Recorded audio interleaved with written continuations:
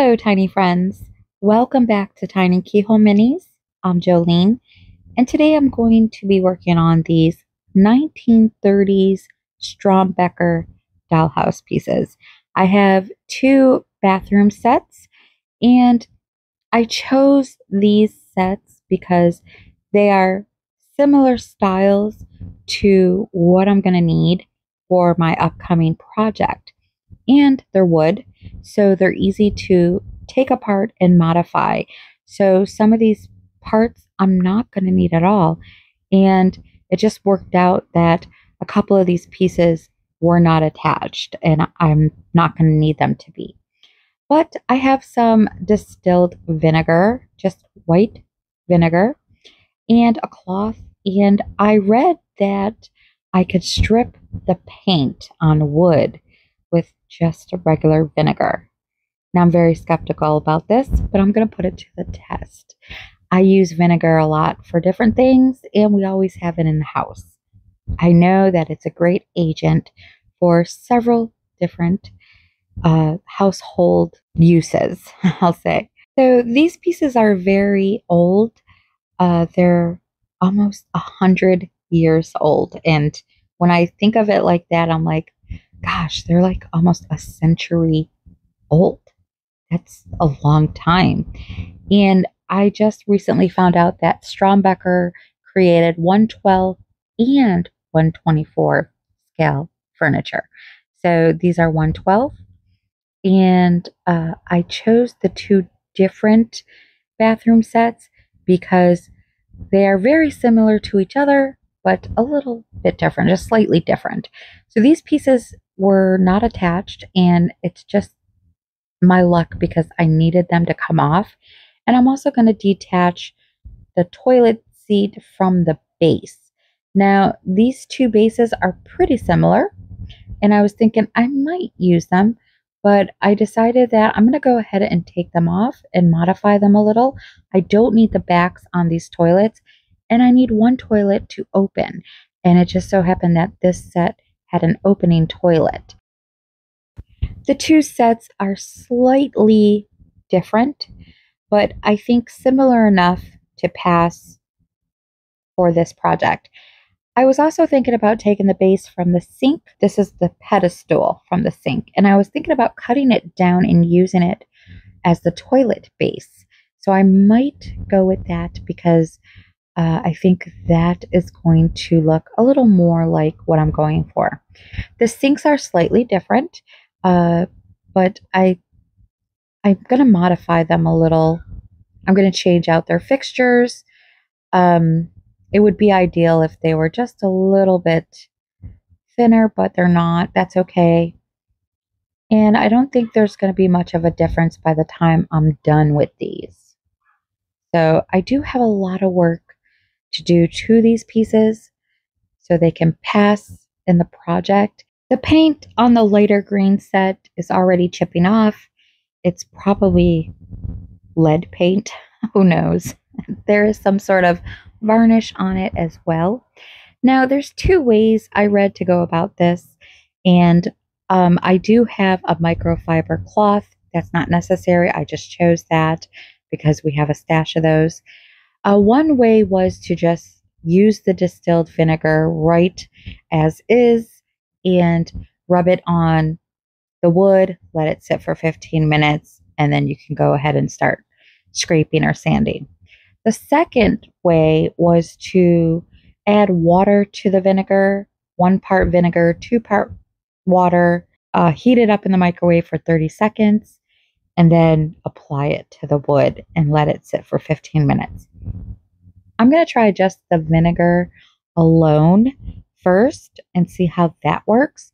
So I'm just rubbing it all over my piece. I'm going to let it sit for about 15 minutes, come back to it, and I don't need the back of this toilet here, so I'm just going to give it a test run on this and see what happens. For some reason, I don't think it's going to strip the paint. I don't know. It says it's gonna, which is great because it's non-toxic. I'm not using a chemical. It's safe. Besides the fact that this may be lead paint, I'm not really sure. but I am wearing a mask while I was doing this.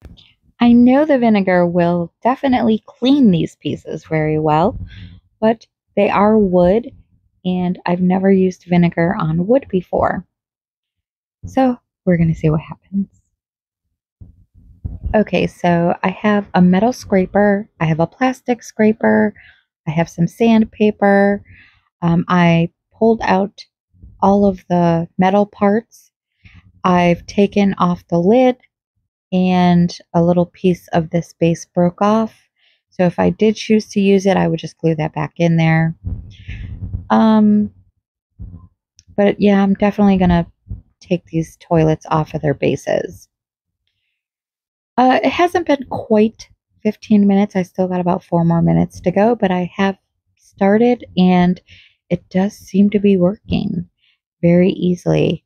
It's very little effort scraping this off, but because these have different shapes and angles, it's going to be a little difficult. I'm going to have to use some sandpaper as well. But the straight vinegar is working.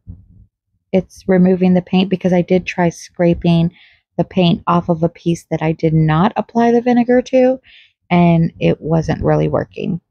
So the vinegar has softened up the paint and lifted it up a bit from the wood, and I'm able to remove it. When it comes to the inside of the toilet that opens and maybe the bowls of the sinks or the curved or round edges, I may have to pull out my Dremel and use my Dremel. So I'm going to have that set aside in case I need to use it. I'm probably going to have to use that as well. Okay, I'm going to begin to take these pieces apart, and I'm using my heat gun. Now, I did read that you can also use your heat gun to remove the paint off a wood as well, and you're not using a chemical agent. I don't want to do that because these pieces are so small and I'll probably end up burning myself. But I am going to use it to take these pieces apart. And I've already given this one round and the paint started to bubble up around where I need to separate them. And I could hear it, I can see it, and you can see the paint is browning. Now, the paint is browning, but the wood isn't. So I just heat it up a little bit, and then I go ahead in with my scraper and just try and loosen it up a little bit. You don't want to force it when you're doing something like this. It usually takes me about 2 or 3 rounds. So I'll heat it up 1 round, go in, try and loosen it up with my scraper, heat it up again for a 2nd round, go back in, and I just repeat the process 2 or 3 times is what it usually takes, and then the pieces pop off or separate.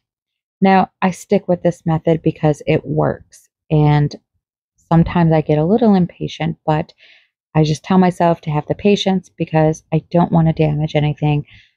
I don't want to break anything. So this is what works. This is what has always worked while I do this process. It does usually take about 2 or 3 rounds, and then it just comes off easily. So if you want to try something like this, give it 2, 3 rounds, give it a little bit of heat, loosen it up a little bit with your scraper, go back and repeat the process, and then, like I said, 2, 3 rounds is all it takes. They'll come apart. So it works every single time. So I'm going to stick with what works. A really good tip when doing something like this is you want to keep your piece moving or keep your heat gun moving. Keep rotating that piece or keep rotating that heat gun. You don't want it to sit on one area too long because you don't want to burn anything. Unless, of course, those are your intentions. This is my 3rd round. So I've given it some heat. Now I'm going in with the scraper. It's really funny because it's super tight. It'll be super tight, and then all of a sudden it just loosens up and releases, just like that. And these are on there pretty good. So this piece took 3 rounds. I'm going to go in with the toilet, and this one has a little bit of a gap, a little bit of a separation, so it shouldn't be too hard for this one to come off. I've already did a couple rounds, and I'm just showing you that it just gets in there. Each time I use my scraper, each round it loosens up a little more, and then it just begins to separate all of a sudden.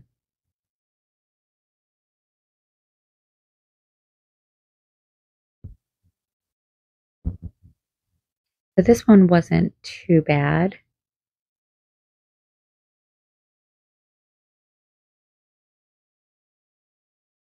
These are really nice pieces. I really do feel bad that I'm taking these pieces apart to modify them, but these are really great miniature pieces. Okay, this toilet, you can tell it's attached really well. There's no separation. I'm not sure, what they're using to glue these pieces, but I'm thinking I am going to cut these pedestals down and use them for the base. You can see this toilet is really attached very well. And I'm just going to go in with my heat gun, give it a couple rounds, see if I can get this separated. This is one of the fancier ones. It has that fancy Art Deco design on it. And I'm pretty sure that when I repaint these pieces, they're going to be a similar green to this. I need them to be that 1920s vintage green, pretty similar to this green. I don't even know if I have that color, but I may have to purchase that color. So I'm moving my heat gun around. You don't want it to sit in one place too long. And I do this for about maybe 2 minutes or so, just a couple minutes.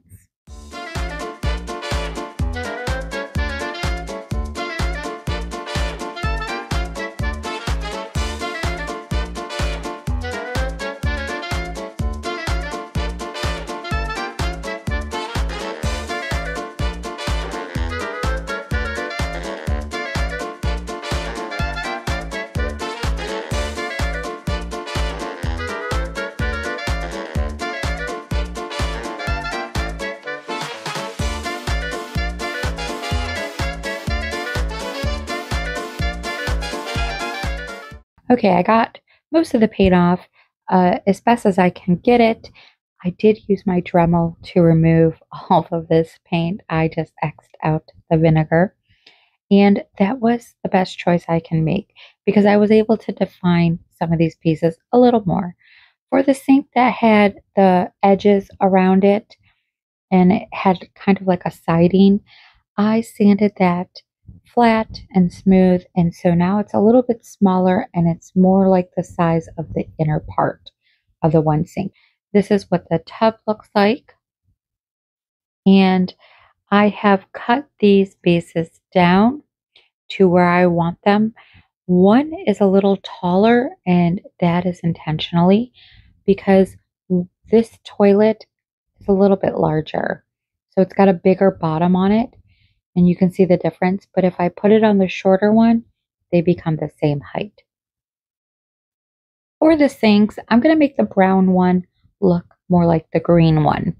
And the green one is a little more shallow in the sink bowl itself, but I'm going to add some siding to the brown one and a little rim around the top to try and make them match. For this toilet, I need to fill the back because there's an opening where the lid was attached. So I'm going to use the original piece, and it did break off, but it's still going to fit, and I think I can work with it. I just need to sand it a little bit to get it a little more smooth and even, a little straighter on the edges. It doesn't need to go all the way down because The back side is actually going to be attached to the wall, so you're really not going to see it, but I do need to fill in that gap, and I think this might work.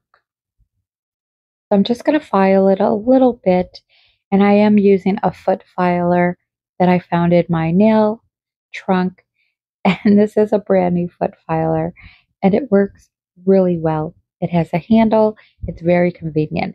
So if you have access to any of these in one of your local stores, pick some up. The sandpaper on it is pretty rough, so it works really well. So this piece will fit right in the back. I'm going to sand it just a little more to flatten it just a little more, and I think this will work out. I'm probably going to use some filler to kind of fill it in a little bit so you really won't notice that there is a piece in there. Okay, I'm using some tacky glue just to pop this into place, and I'm just lining it up to the very top just so it's nice and even. This will help when I add that filler. And I'm just giving some pressure just until it takes hold. I'm going to set this aside and let it dry before adding any filler to it. And I'm going to work on the sink. Okay, I'm working on this brown sink. And I'm going to use this really thick chipboard. It came from the back of a desk calendar. And I'm going to use it to line the brown sink to make it look like this green one. So I'm going to trace the green one just so I can get the right size. I'm just taking the sink and tracing the length of it on each end of this piece of chipboard. And then I'm going to take my ruler and just connect the two lines that I made. Now I can cut this strip out and apply it to the sink. Before I actually glue it to the sink, I'm just going to wrap it around the sink, kind of give it like a dry fit, just to make sure this is going to work out before committing to it. So I'm just taking this strip and wrapping it around and then comparing it to the other sink, seeing where I need to cut the excess off. I think this is going to work out. It brings it to the size of the other sink, and I'm going to add a rim around the top. So I'm just marking it with my pencil and cutting off the excess. I'm using tacky glue for this, and because it's such a thick strip, I'm using a good amount of tacky glue. And then I'm going to take my toothpick and just smooth it out and give it a nice even layer. This will take a little bit of time to attach because the strip is so thick and the glue is so fresh, but I'm going to use this clamp to help me. Now I'm going to begin from the back right in the middle, and I'm pressing it down nice and tightly as I go around the sink. And then I'm going to add this clamp. I really love this clamp. I only have one, and I believe I got it from either my local Dollar Tree or Walmart, but these are really awesome because you can adjust it to the size that you need and tighten it up really well. So I really need to invest in more of these. While that's sitting aside, I'm going to work on the toilet and add some filler. So I have added a little bit of lightweight spackling, and it doesn't have as much moisture as it used to, but I'm also adding some wood glue to it, so it doesn't really matter. I'm going to mix this up really well. The wood glue will help give it a little more moisture and security.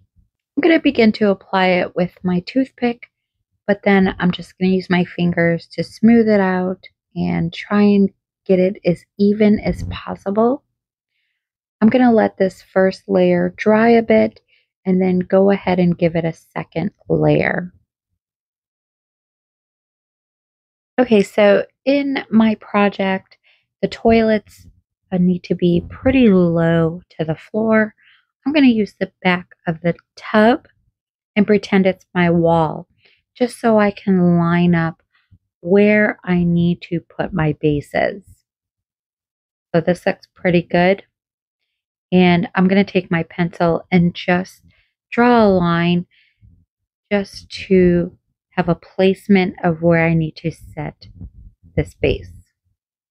I should probably wait until I have my walls up in the project, but I went ahead and cut these down. I was super excited about getting them done, and originally they are pretty low to the floor, so I think it'll be okay.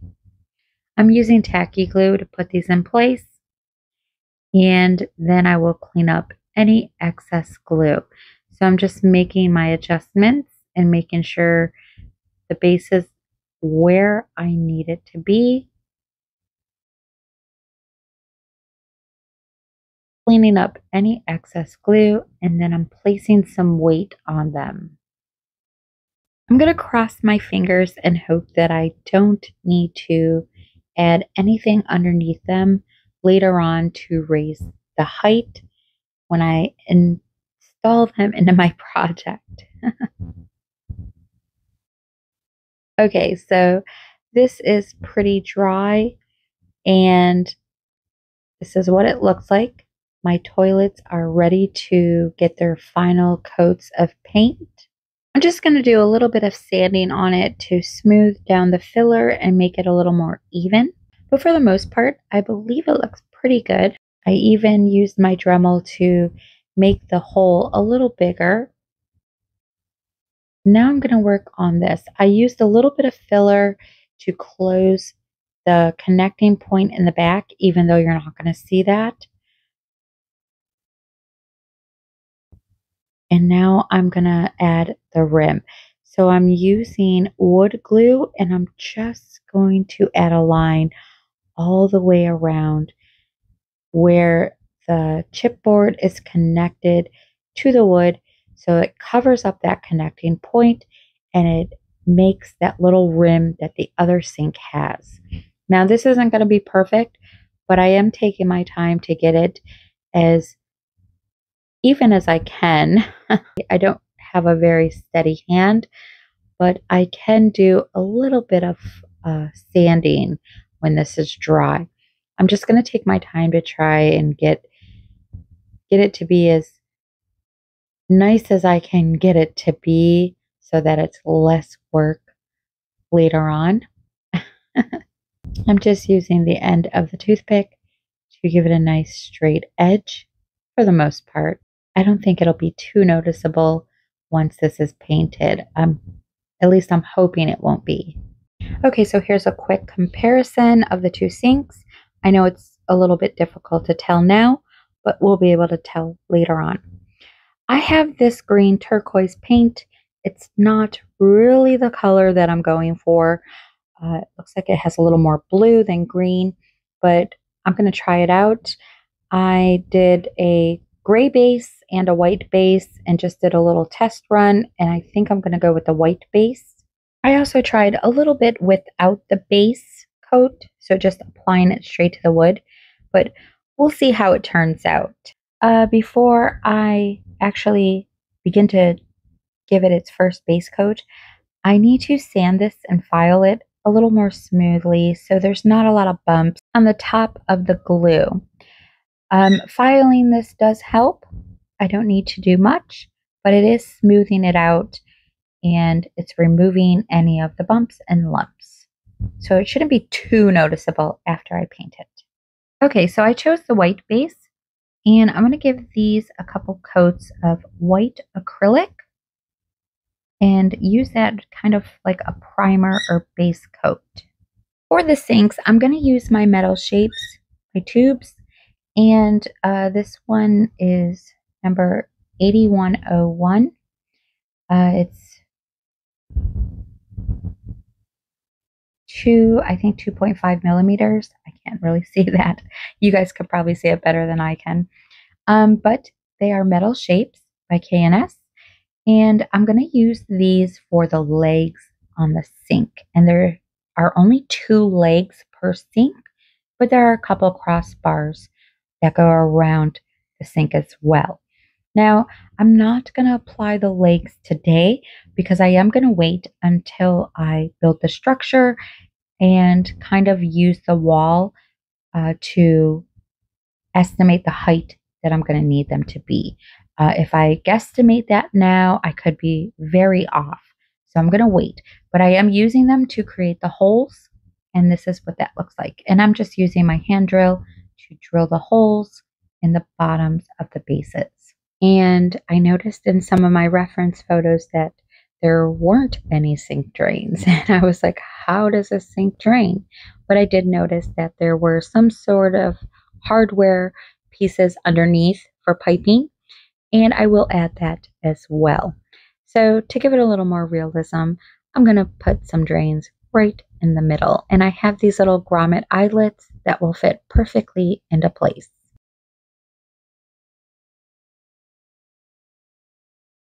Now I can begin painting the final color, and this is showing up on camera a lot brighter than what it really is in real life, but it is still more on the aqua blue side than on the green side.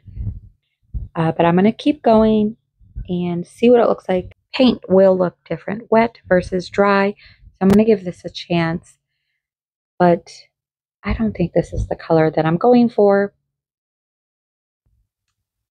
So I might have to do something to this. Okay, yeah, I didn't like it. So what I did was added a little bit of yellow and a little bit of white. And I like this color a lot better. And I feel like this is it while it's wet, but it dries a little more on the aqua. I probably could have used a little more white because I feel like when it's wet, it's the color I'm going for, but when it dries, it's a little more vibrant. And it's fine. I'm just going for it. This is a much better shade of the green that I'm looking for than the aqua green out of the bottle. So a little bit of yellow, a little bit of white, and I'm going to carry on. Now I do need these pieces to look pristine, so I will not be aging them. And this doesn't happen very often. So this is kind of new for me, but they do need to look clean and shiny and new and not old or dirty. So we'll see if I can handle this. For my hardware pieces, I need them all to be like a really crisp silver. So I'm using my Mirror Chrome marker. I purchased this off of Temu, and it works really well. So I'm going to paint all of my hardware parts with this marker. It's the next day, and my pieces are dried. I added a high gloss finish to them. I believe it was the Rust-Oleum 2x gloss sealant. It was in a spray can, and I actually used the rest of what I had on these pieces, and I was hoping that it would be enough. It looks like it's enough. They're very shiny. They look wet. They're very glossy. I love it. And now I'm going to add the hardware.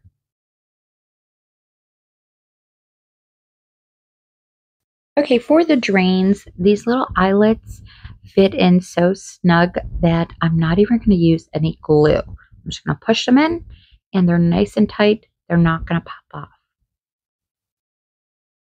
For the little handles on the sinks, I'm using these little star-shaped,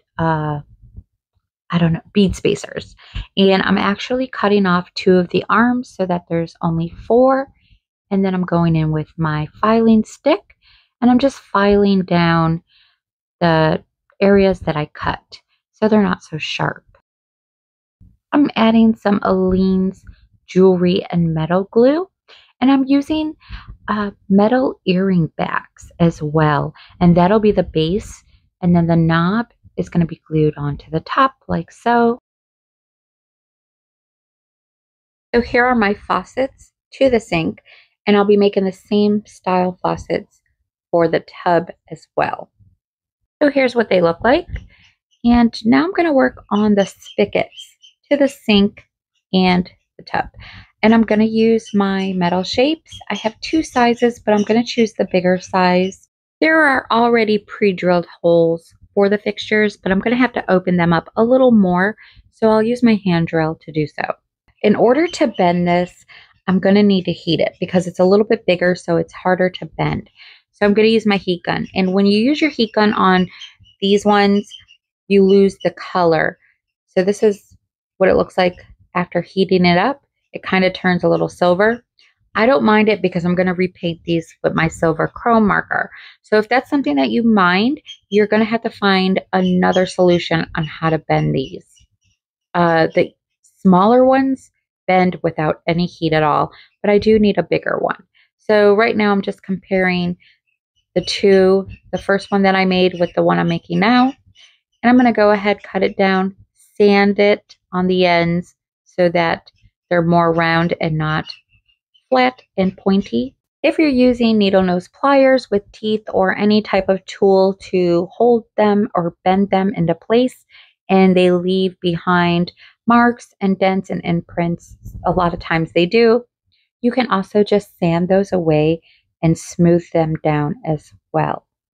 I'm using Aleene's jewelry and metal glue to put these pieces in place, and I picked out some metal bead spacers to act as the base for the spigot. So I'm going to add that first, and then I'm going to add the spigot, and I've lined the two holes up. So the spigot will go right down into the hole in the wood. And this just adds a little more detail.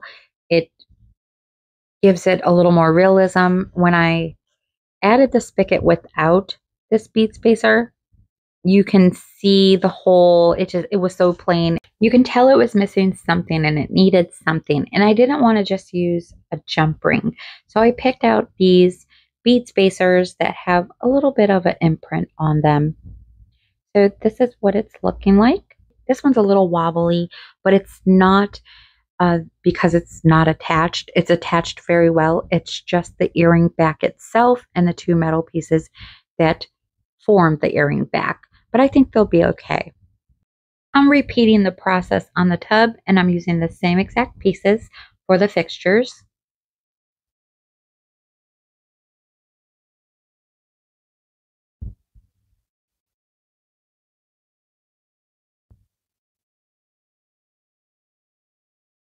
And there it is. Okay, so these pieces are completed, tiny friends. I hope you enjoyed this video today. I will finish the sinks off with their legs when I return to the project. I do have one more video for this project before actually getting into it in October.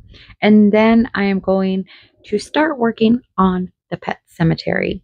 I have lots of trees to make, and I'm not excited about it, but it has to be done. So I don't mind my little Shyla. She's kind of having a hissy right now. So that's who you're hearing in the background. If you've enjoyed this video today, tiny friends, please hit that like button and let me know what you think about these new pieces in the comments below. I love how they turned out, and I think they're going to go very well in this project, which I have yet to announce, but I will be announcing it at the end of September. So as always, I'd like to thank everybody for subscribing. Welcome to all my new subscribers. Thank you all so much for your support. If this is your first time visiting my channel and would like to see more of my miniature content, please hit that subscribe button and don't forget to hit the top bell notification button to be notified every time I upload a new project so you don't miss out. I want to thank you all for watching, and please stay tuned for my 5K giveaway because that is coming up very soon and I have something special planned. Lots to give away. I absolutely couldn't do this without you all. So you guys are very important to my channel, very important to my miniature creations, and most importantly, being a part of my miniature journey, which is my favorite part. And I just want to thank you so much. I have also restocked the shelf kits. Now, the Halloween shelf kits are limited. There are only 2 listed due to supplies, but there are plenty of decorative shelves. So if anybody was looking for any of those and missed out on the first round, they are back in stock. I did post a community post, but for those of you that missed that post, I just wanted to let you know before I said goodbye. I will put the link to my Etsy shop in the description box below. And just in case you're new or you don't know what I'm talking about, I will also put the link to the tutorial video for the shelf kits in this description box as well. So until next time, tiny friends, you all have a lovely day, and I will see you all on the mini side.